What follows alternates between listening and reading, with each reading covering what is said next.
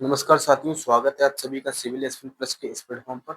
साथियों, हमने नीति शास्त्र में अभी तक थिंकर्स को कवर कर रहे हैं, जिसमें हमने कवर कर लिए हैं वेस्टर्न जो थिंकर थे हमारी नीति शास्त्र के। हमने 2 आयाम देखे थे, दर्शन शास्त्र के 2 आयाम देखे थे, एक तो पश्चिमी आयाम, दूसरा भारतीय आयाम, जिसमें हम पहले पश्चिमी आयाम को क्लियर कर देख रहे थे, कॉन्सेप्ट क्लियर करते हुए चल रहे थे, जिनमें हमने देख लिया है सुकरात को, अरस्तु को, सुकरात अरस्तु नहीं सॉरी सुकरात, देन आफ्टर आया प्लेटो, फिर अरस्तु, फिर उसके बाद हमने प्राचीन यूनानी दार्शनिकों में ये दिन थे। उसके बाद फिर मध्यकाल में हम लोग आ जाते हैं, जिसमें हमने मैकियावेली को देखा। मैकियावेली के बाद फिर हम आधुनिक विचारकों में आते हैं, जिनमें से हम देखते हैं हॉब, लॉक्स, रूसो, तीनों समझौतावादी विचारक। और हमने देखा मिल को देख लिया, पहले कांट को देखा, देन आफ्टर हमने मिल को देख लिया। मिल को देखा तो मिल के साथ में जो मिल के साथ में कवर हो गया हमारे बेंथम को। बेंथम हमारे सिलेबस में नहीं है, परंतु जब हम मिल को पढ़ते हैं तो बेंथम को पढ़ते हैं, क्योंकि बेंथम को पूर्ण किया यदि किसी व्यक्ति ने तो वो मिल ने किया। ठीक है, बेंथम उपयोगितावाद के जनक थे, मिल उपयोगितावादी विचारकों की श्रेणी में आते हैं। ठीक है, तो हमने ये यहाँ तक कवर कर लिया। आज हमारा टॉपिक रहेगा कि आज वेस्टर्न थिंकर खत्म कर दिया है, जिसमें हमें कार्ल मार्क्स और जॉन रॉल्स ये दोनों देखने हैं। बाकी आपको किताबों में और थिंकर्स भी आपको देखने को मिलेंगे, आप उनको पढ़ लीजिएगा, सबके बारे में बेसिक अंडरस्टैंडिंग बना के रखिएगा। यदि कोई किसी के बारे में कुछ भी पूछा जाए तो थोड़ा बहुत जानकारी सबके बारे में रखना जरूरी है। हालांकि जो महत्वपूर्ण है वो मैं आपको क्लासेस में करा ही दे रहा हूँ, तो इस बात से आपको टेंशन लेने की जरूरत नहीं है। तो पहले जो अगली क्लास में हमारा टॉपिक छूटा हुआ था मिल की स्वतंत्रता पर विचार, वो कर लेते हैं, और उसके बाद कार्ल मार्क्स और जॉन रॉल्स ये दो कवर करनी है। हमारा वेस्टर्न थॉट कवर हो जाएगा। उसके बाद फिर हम आएंगे इंडियन भारतीय परंपरा पर आगे। ठीक है, तो मिल की स्वतंत्रता का विचार। तो मिल ने स्वतंत्रता को 3 भागों में बांटा। स्वतंत्रता को 3 भागों में बांटा। स्वतंत्रता को स्वतंत्रता को 3 भागों में बांटा, जिनमें कुछ इस तरीके से हैं। एक तो विचार की स्वतंत्रता, दूसरा अभिव्यक्ति की स्वतंत्रता, अभिव्यक्ति की स्वतंत्रता, विचार की स्वतंत्रता, अभिव्यक्ति की स्वतंत्रता और कार्यात्मक।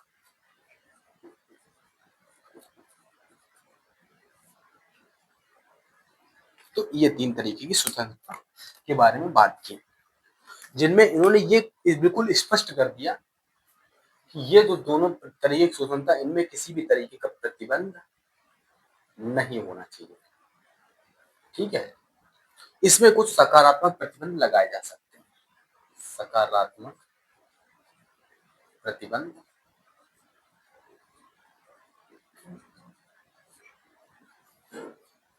लगाए जा सकते हैं।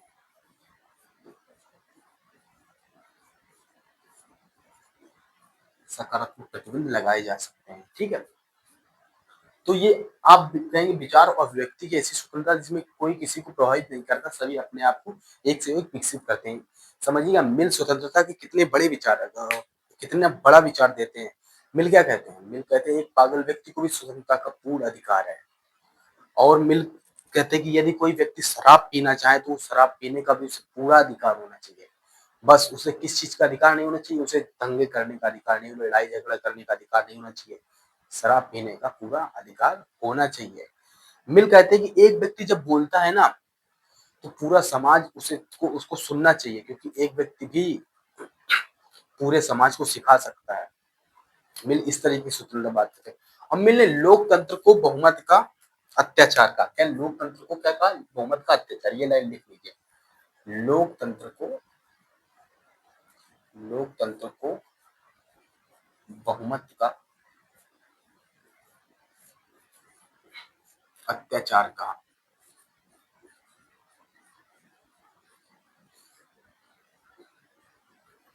लोकतंत्र को बहुमत का अत्याचार कहा है। स्वतंत्रता इनकी किस तरीके की? ये तो कहते हैं कि व्यक्ति को हर चीज की स्वतंत्रता होनी चाहिए, बस वो किसी और की स्वतंत्रता को प्रभावित ना करे। इस तरीके की स्वतंत्रता की बात करते कहते विचार तो सबको रखने का पूरा अधिकार होना चाहिए। इसीलिए वो कहते हैं लोकतंत्र मूर्खों का शासन है। लोकतंत्र के बारे में बहुत कुछ कोई अच्छे विचार नहीं थे। लोकतंत्र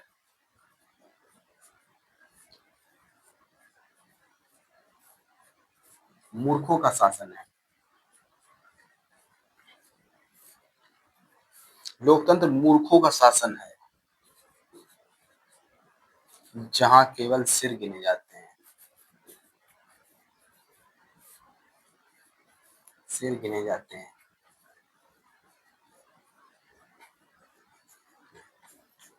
इसी से अनुमान लगाई जब इनके गुरु जो थे वो क्या कहते हैं लोकतंत्र के बारे में। वो कहते हैं लोकतंत्र बहुमत का शासन है। परंतु ये जो है ना ये लोकतंत्र को दूसरी तरीके से परिभाषित करने की कोशिश, ये उपयोगितावादी टर्म में लोकतंत्र को नहीं समझाने की कोशिश कर रहे हैं। इनका मतलब है कि लोकतंत्र में बहुमतवाद इतना प्रभावी हो जाता है कि किसी विचार को, लोकतंत्र क्या है, लोकतंत्र समाज के अधिकतम लोगों का जो विचार हो वो बाकी लोगों पर अप्लाई करना है तो लोकतंत्र है। लोकतंत्र में क्या होता है, कोई भी एक व्यक्ति सत्ता में आ जाता है तो वो अपने विचार सबको एक तरीके से मानने की कोशिश करता है। जबकि मिल ऐसा नहीं कहते, मिल स्वतंत्रता की बात करते हैं। समझ ले, कोई भी विचार किसी पर थोपा जा ही नहीं सकता।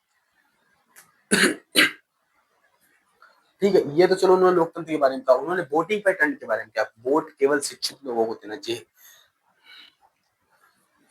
इसको मैं क्लियर कर देता हूँ, क्या इसको क्या लेके करोगे तो इन्होंने सीधी समझी इनकी स्वतंत्रता।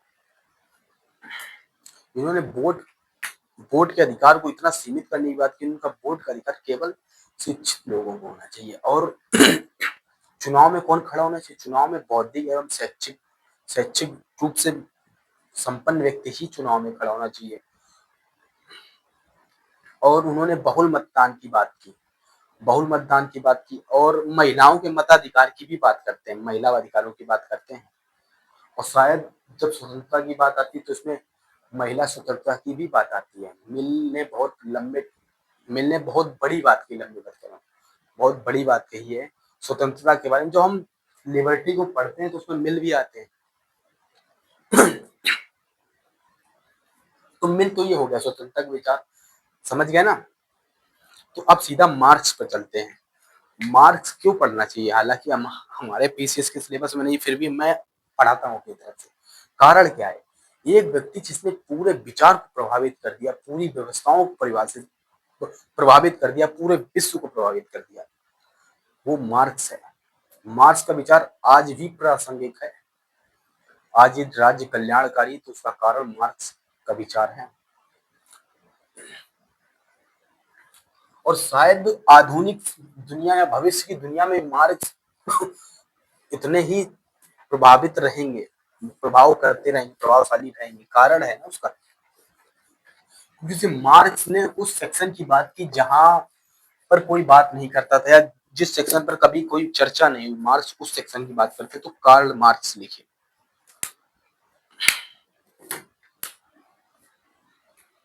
Karl Marx.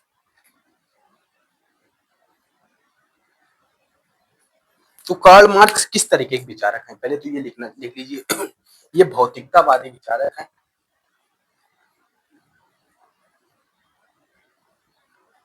वादी विचारक। बाकी इनके जीवन परिचय पर क्या जान के करेंगे, कहाँ जन्म हुआ, वो सब हमारे किसी काम का नहीं है। क्योंकि हम यहाँ राजनीति विज्ञान नहीं पढ़ रहे हैं या कि यूजीसी नेट का एग्जाम नहीं देने जा रहे हैं जो हम उनकी रचनाएं या उनके जन मन के बारे में जाने कि किस जगह करते थे, किस संस्था में काम करते थे, क्या काम किया क्या नहीं किया, वो सब हम छोड़ देते हैं। हम सिर्फ उनके आइडिया को जानेंगे क्या है। ठीक है, तो एक तो ये पहली बात भौतिकतावादी विचारक है, ये जान लीजिए, हमारे टर्म में इम्पोर्टेंट है। बाकी इनके बारे में और विचार भी है, जैसे ये अर्थशास्त्री हैं, समाजशास्त्री हैं। इन्होंने लगभग हर विषय को प्रभावित करने की कोशिश की जो मानवीय के विषयों में आते हैं। अर्थशास्त्र, समाजशास्त्र, राजनीति विज्ञान, वैज्ञानिक पक्ष की बात करते हैं और समाज सुधारक भी माना जा सकता है इन्हें। तो इनकी व्यवस्था समझिए।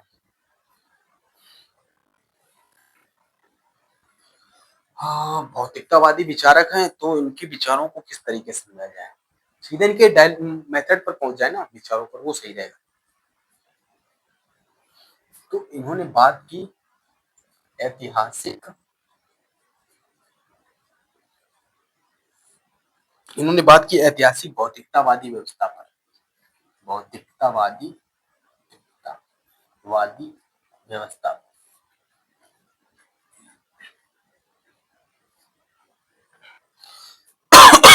सॉरी, इसके लिए मैं माफी चाहूंगा। एक्चुअली कल मेरी तबीयत भी खराब थी, इसीलिए कल की क्लास भी नहीं ले पाया था मैं, तो इसके लिए सॉरी है।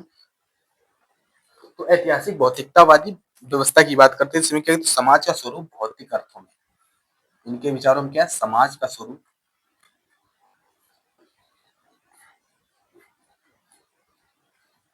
समाज का स्वरूप भौतिकता,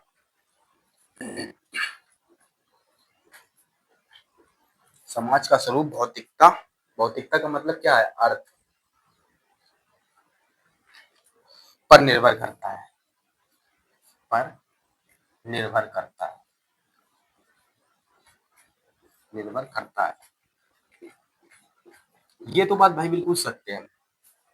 यदि जीवन जीना है तो इतना तो कमाना ही पड़ेगा, इतनी तो भौतिकता को अर्जित करना ही पड़ेगा, जिससे अपने जीवन का यापन हो पाए।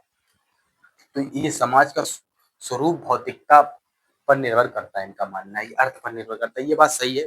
आज भी समाज देखिए अर्थशास्त्र पर ही तो कार्य करता है समाज। सब व्यक्ति लगा हुआ भीड़ में, दौड़ में कि हम आगे आ जाएं, हम कमा लें, हम आगे बढ़ जाएं, इस तरीके से, इस तरीके बदल जाते हैं, परंतु लोगों का लक्ष्य तो केवल एक ही रहता है ना, भौतिकता की प्राप्ति। समझ गए ना, सुख की प्राप्ति या भौतिकता की प्राप्ति। तो मार्क्स के विचारों स्थान पर भौतिकता का महत्व बहुत है। तो ये तो जानिए ना, मार्क्स के विचारों में भौतिकता का बहुत महत्व है। तो भौतिकता का महत्व है, तो क्यों है भौतिकता का महत्व, उसका कारण बताए ना। ये विचारक ही भौतिकतावादी, इन्होंने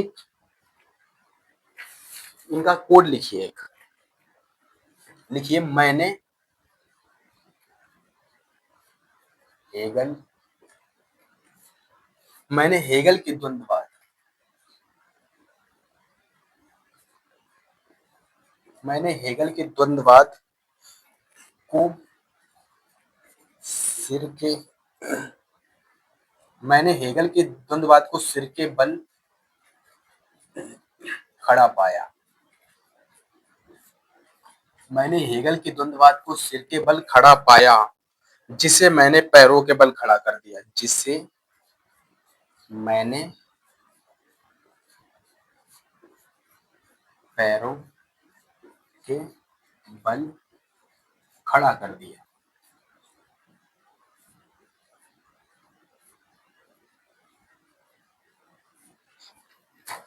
तो यहाँ पर बात हो रही द्वंद्ववाद की, डायलेक्टिक मेथड्स की। तो ये भी डायलेक्टिक मेथड्स की ही बात करते हैं हम। जैसे हेगल ने डायलेक्टिक्स मेथड की बात की, हेगल हमारे सिलेबस में महत्वपूर्ण है, इसलिए हमने नहीं पढ़ा है। तो हेगल भी डायलेक्टिक मेथड्स की बात करता है कि कोई भी विचार का जन्म होता है तो पहले विचार आता है, बाद प्रतिवाद, उसके बाद संवाद, और यही संवाद फिर बाद में चेंज हो जाता है, जिसमें आता था बाद, यही संवाद बाद में चेंज, बाद फिर प्रतिवाद और फिर संवाद, इस तरीके से चार्ट बनता चला जाता है, जिसमें इस तरीके से होता है, यहाँ पर बाद, प्रतिवाद और संवाद, फिर यहाँ पर बाद, फिर प्रतिवाद और फिर संवाद, और यही संवाद फिर प्रतिवाद, प्रतिवाद में बदलता रहता है। यानी कि धीरे धीरे व्यवस्था परिवर्तित होती रहती है। उसी तरीके से इनके डायलेक्टिक मेथड्स में क्या है, इनके मेथड में इन्होंने अपने जो द्वंद्वात्मक पद्धति, इसमें अपने इन्होंने अपना जो विचार रखा है वो इस तरीके से रखा है, इन्होंने बताने की कोशिश की कि मानव सभ्यता या मानव सभ्यता का उद्विकास अर्थ पे होता है, अर्थ में किस तरीके से होता है। आरंभिक व्यक्ति का आदिम समाज में होता है, फिर उसके बाद थोड़ी थोड़ी व्यवस्था की शुरुआत होती है, तो वहां पर लोगों के संबंध बनना शुरू होते, तो लोगों में संबंध बनना शुरू होते, तो जिसके पास भौतिकता अधिक होती है वो निम्न भौतिकता वाले को अपने यहाँ कार्य पर लगाता है, तो यहाँ पर संबंध बनने शुरू हो जाते हैं, जिससे मालिक नौकर का संबंध होता है। और उसके बाद फिर वही भौतिकता जब इतनी ज्यादा बढ़ती, फिर जमीन का महत्व बढ़ जाता है, जिसमें संबंध बदल जाते हैं। जहाँ पर पहले मालिक और नौकर का संबंध था, फिर बाद में संबंध बदलते हैं।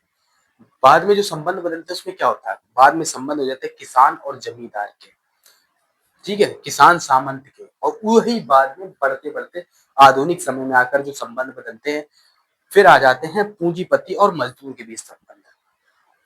संबंध बदलते रहते हैं। फिर यहीं से तो यहाँ पर इन्होंने वर्ग की बात कर दी है, डिवाइड कर दिया लोगों में, संबंधों की बात करते हैं। तो ये प्रक्रिया में समझिए पहले डायलेक्टल मेथड क्यों पढ़े, जैसे मैंने बताया ना, वाद प्रतिवाद संवाद, फिर उसके बाद तो इनका जो द्वंद्वात्मक पद्धति उसमें इन्होंने उपयोग कर बताने की कोशिश की है कि व्यवस्था पहले आदिम रहती है, फिर उसके बाद धीरे धीरे बदलती है, तो उसमें संबंध बदल जाते हैं, स्वामी उसके आ जाते हैं, फिर उसके बाद में सामंत किसान के संबंध, फिर पूंजीवाद के, फिर आ जाती है समाजवाद की व्यवस्था, समाजवाद की व्यवस्था, समाजवाद की व्यवस्था, फिर उसी समाजवाद की व्यवस्था के बाद फिर व्यवस्था परिवर्तित हुआ, फिर आदिम समाज की आ जाती है व्यवस्था। इनका एक चार्ट मैं बनवाऊंगा, वो सबसे इंपॉर्टेंट रहेगा, उससे समझिए इनकी द्वंद्वात्मक पद्धति। समझ गया ना। इनका कथन है कि मैंने हेगल के द्वंद्ववाद को सिर के बल खड़ा पाया, जिससे मैंने पैर के बल खड़ा कर दिया। तो लिखिए, विचार तय नहीं करते कि समाज कैसा होगा। एक और कथन लिखिए, विचार तय नहीं करते कि विचार तय नहीं करते कि समाज कैसा होगा।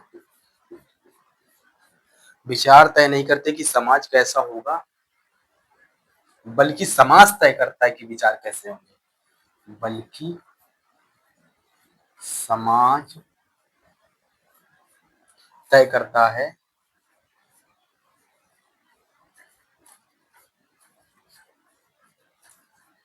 कि विचार कैसे होंगे। विचार तय नहीं करता कि समाज कैसा होगा, बल्कि समाज तय करता है कि विचार कैसे होंगे।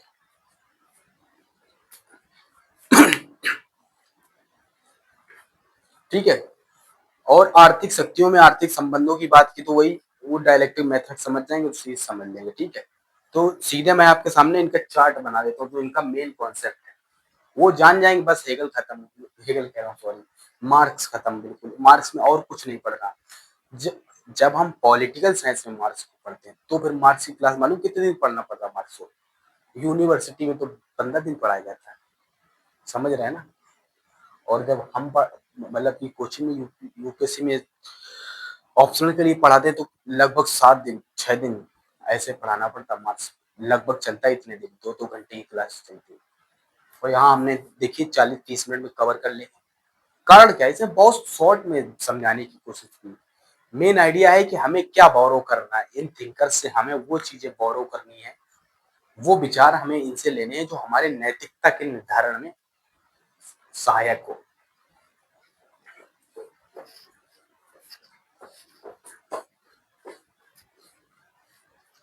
तो चलिए शुरू करते हैं। इनका जो विचार है मेन, वर्ग की बात तो करते ही हैं और ये बताते हैं कि कैसे मानव समाज का विकास हुआ और कैसे दो समाज वर्गों में बढ़ता चला गया। तो ये आरंभिक अवस्था जो थी वो तो आदिम समाज की थी। आदिम समाज का मतलब है जंगल में समाज जो होता है, वनवासी समाज होता है, आदिम समाज। तो आरंभ में तो अवस्था आदिम समाज की थी, आदिम समाज की। परंतु जब थोड़ा मानव आदिम समाज के बाद जब पत्थर का उपयोग शुरू हुआ, पत्थर का उपयोग शुरू हो गया, ठीक है। जब पत्थर का उपयोग शुरू होता है तो बना लोहा। पत्थर के उपयोग के बाद लोहे का विकास, ये क्रांति का, लोहा जो है ना इसने क्रांति ला दी। इसने कृषि को व्यावसायिक बना दिया, लगभग व्यावसायिक बना दिया। तो यहां से संबंध शुरू हो गए। लोहा हो गया ऐसा, लोहे को एक तरीके वो बना दिया, आर्थिक गतिविधि का केंद्र लोहा बना। तो जब आर्थिक गतिविधि का केंद्र लोहा बना तो यहाँ पर संबंध जो लोगों के बीच संबंध हो गए वो हो गए स्वामी और दास के, स्वामी और दास के।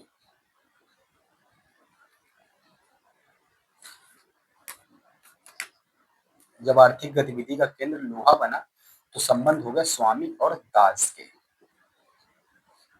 ये संबंध समाज में चले। उसके बाद कुछ दिन बाद, मतलब कुछ आगे जब विकास हुआ, फिर अर्थव्यवस्था का केंद्र हुई मशीन। तो यहाँ पर संबंध कैसे हुआ है? यहाँ पर संबंध हो गए जमींदार और किसान के। जमींदार नहीं, सामंत लिख देता हूँ, सामंत और किसान के संबंध।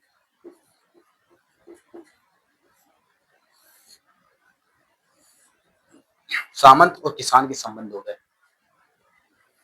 और जब यहाँ आते हैं तो ये दौर है पूंजीवाद का। तो यहाँ पर इधर एक तरफ हो गया पूंजीवादी, क्योंकि यहाँ जो अर्थव्यवस्था का केंद्र है, यहाँ पर लोहा था, यहाँ मशीन थी, और यहाँ अर्थव्यवस्था का केंद्र हो गई, आर्थिक केंद्र हो गया पैसा। तो यहाँ पर संबंध हो गया पूंजीवादी और मजदूरी।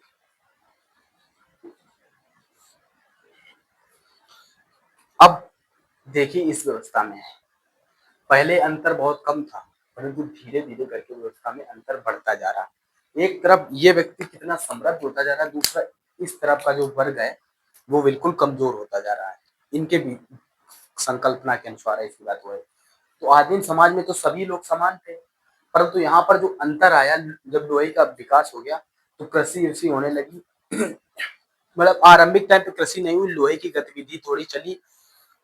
याद रखिए कि लोहा वो धातु है जिसने कृषि को आसान बना दिया। तो वहां पर संबंध कर दिए स्वामी और दास के। फिर देखिए मशीनरी वो चीज है जिसने संबंध को सामंत और किसान में तो बदला। क्यों बदला? क्योंकि मशीनरी आ गई उसमें, कृषि के क्षेत्र में और सब चीजों में, और इससे संबंध बदले हम सामंत और किसान के। और उसके बाद पूंजीवादी और मजदूर। आज के समय में पैसा अर्थव्यवस्था के केंद्र में आ गया। पहले मशीन, उससे पहले लोहा, और आज के समय में पैसा सबसे बड़े केंद्र में आ गया। तो आज देखिए आज की जो दूरियां बन गई वो पूंजीवाद मजदूर के दो अलग अलग ब्लॉक बन गए। तो ये कहते हैं इनकी संकल्पना के अनुसार जब स्टेज ये इस जगह पे पहुंच जाएगी, क्योंकि व्यक्ति का इन पूरी जगह में शोषण हो रहा है।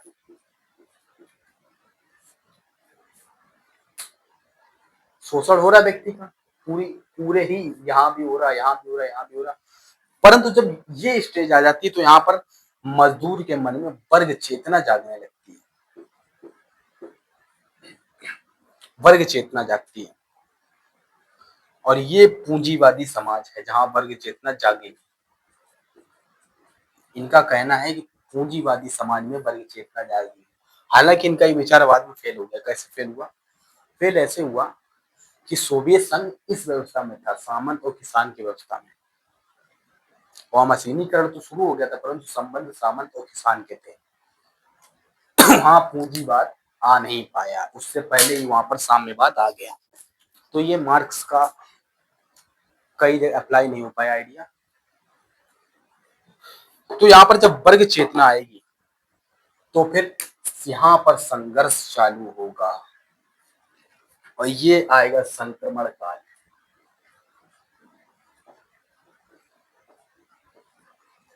इनके पहले विचार में सर्वहारा वर्ग का अधिनायकत्व तो नहीं था, ये तो बाद में ऐड किया गया सर्वहारा वर्ग का अधिनायकत्व। इनके ओरिजिनल विचार में ये नहीं था, बाद में मार्क्स ने ऐड किया। हालांकि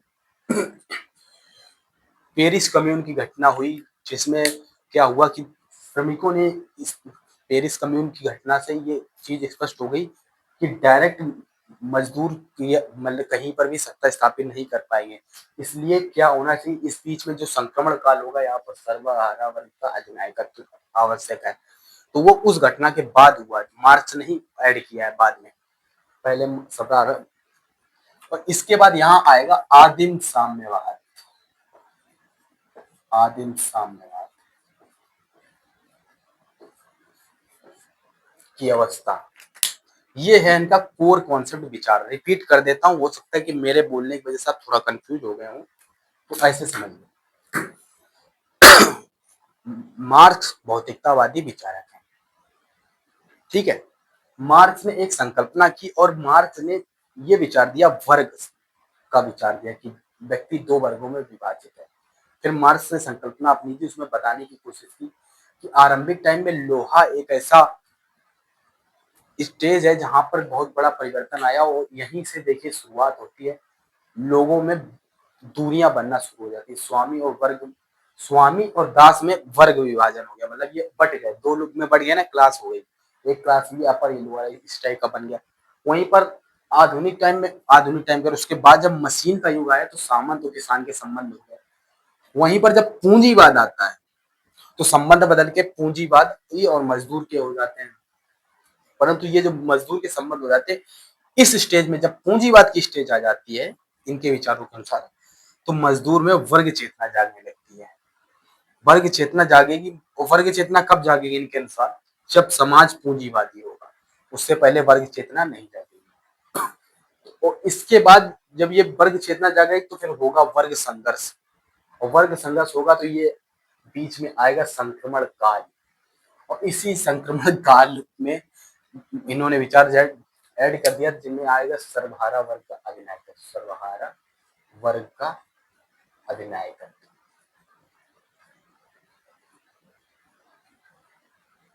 और कुछ दिन तक ये व्यवस्था रहेगी, उसके बाद जब समानता आ जाएगी तो फिर व्यवस्था हो जाएगी आदिम साम्यवाद। अब ये वामपंथी विचार, मतलब कम्युनिस्ट आइडिया, इनका स्थापना थी, कम्युनिस्ट इंटरनेशनल संस्था स्थापित की, तो वहां पे इनके विचार दिया और कम्युनिस्ट इंटरनेशनल में ये सब चीजें हुई। मेरा बताने मतलब कि जो इन्होंने आइडिया दिया कि ये आदिम साम्यवाद, ये आज भी कहीं अप्लाई पहुंच ही नहीं पाए, इस जगह तक पहुंच गए लोग, परंतु आदिम साम्यवाद में आज भी कोई व्यवस्था नहीं हो पाई। ये था इनका मेन विचार।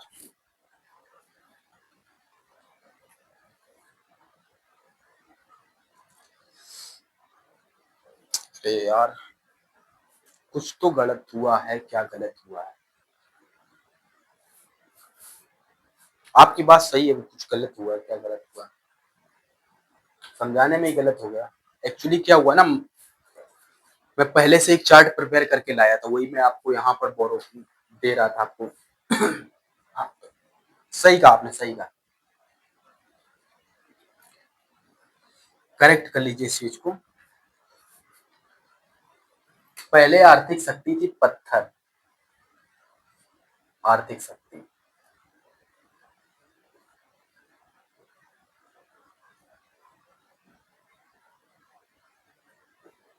उसके बाद बनी लोहा, और यहाँ पर है मशीन। सॉरी, माई मिस्टेक भाई, मेरी गलती मान लो। तो तबीयत मेरी नहीं सही, क्लास में लेने पड़ रहा है। सॉरी भाई, सॉरी, कह तो दिया। एक बार फिर से रिपीट कर दो। ओके। मार्क्स ने एक संकल्पना की, क्योंकि ये भौतिकतावादी विचारक है, उन्होंने बताने की कोशिश की कि समाज की हर चीज में अर्थव्यवस्था ही महत्वपूर्ण है। समाज के संचालन से लेकर के किसी भी गतिविधि में उसके पीछे कोई ना कहीं कारण अर्थव्यवस्था है। तो उन्होंने संकल्पना की कि आखिर समाज में अर्थव्यवस्था किस तरीके से संबंध स्थापित हुए और किस तरीके से अर्थव्यवस्था पर एक जगह का, एक वर्ग का कब्जा रहा। तो उन्होंने बताने की कोशिश की जो आरंभिक व्यवस्था थी वो तो आदिम समाज की थी, परंतु जब पत्थर का विकास हुआ तो देखिए यहाँ पर संबंध स्थापित हुए लोगों में, स्वामी और दास के संबंध। फिर जब लोहे का विकास हो गया तब कृषि आसान हो गई, तो संबंध हो गए कृषि, सामंत और किसान के। फिर मशीनरी का विकास होता तो पूंजीवाद की व्यवस्था आ जाती, जिसमें संबंध हो गए पूंजीवादी और मजदूर के। परंतु इस व्यवस्था में जब पूंजीवादी व्यवस्था आ जाएगी, घोर पूंजीवादी व्यवस्था, तो मजदूरों में वर्ग चेतना जागेगी, और वर्ग चेतना जागेगी तो मजदूर इनके खिलाफ क्रांति कर देगा, और जब क्रांति करेगा तो बीच में क्रांति के बाद संक्रमण काल आएगा। इसी संक्रमण काल में सर्वहारा वर्ग का अधिनायकत्व आ जाएगा, ठीक है। और सर्वहारा हर वर्ग का अधिनायकत्व तब तक रहेगा जब तक समानता नहीं आएगी। जैसे ही समानता आ जाएगी, आदिम साम्यवाद की व्यवस्था में एंट्री हो जाएगी। ये था होल विचार इनका, ठीक।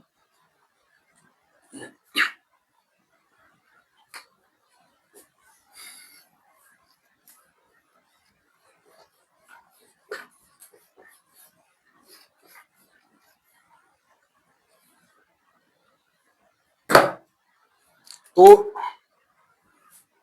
इन्होंने राज्य को शोषण का यंत्र माना, शोषण का यंत्र, राज्य को शोषण का यंत्र माना। और वर्ग संघर्ष की बात करते हैं, वर्ग संघर्ष, इनके मेन आइडिया में लिख रहा हूँ यहाँ पर विचार, ये लिख लीजिएगा। राज्य को शोषण केंद्र माना, वर्ग संघर्ष माना, और बुजुर्गों के प्रति हितों के साथ, बुर्जुआ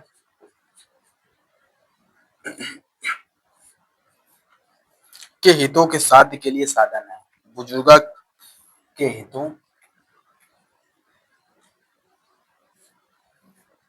के साध्य के लिए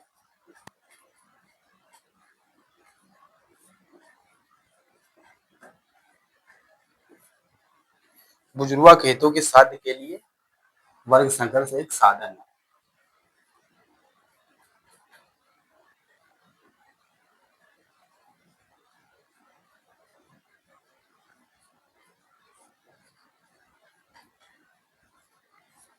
साधन है।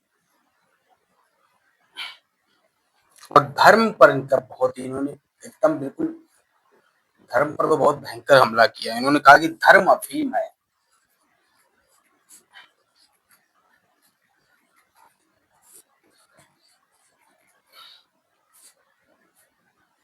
इसके कारण विवेक मर जाता है।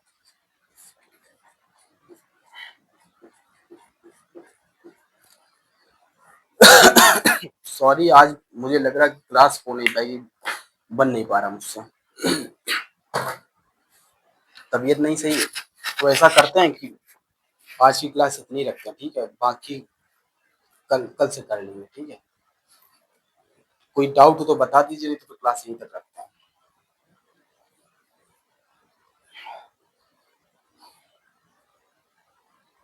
ठीक है, आंसर राइटिंग का देख, मैंने बताया, एक काम करता हूँ, आंसर राइटिंग के लिए एक अलग से लेकर के आता हूँ सेशन, ठीक है, उसमें आप पूछिए पूरे डाउट, क्योंकि कई लोगों का आंसर राइटिंग का डाउट है। अब स्ट्रेटजी बता देंगे ना, स्ट्रेटजी पर आपको चाहिए ना, स्ट्रेटजी यूट्यूब पर 1-2 दिन में वीडियो देते हैं, ठीक है। बुक लिस्ट का वीडियो है, वो देखिए जा करके आप, उसमें कोई दिक्कत नहीं। आंसर, हाँ, आपका आंसर मुझे मिला, आपने भेजा था, ठीक है। बाकी अगर कोई डाउट हो तो डीएम कीजिए, वहीं पर मैं कर दूंगा उसको।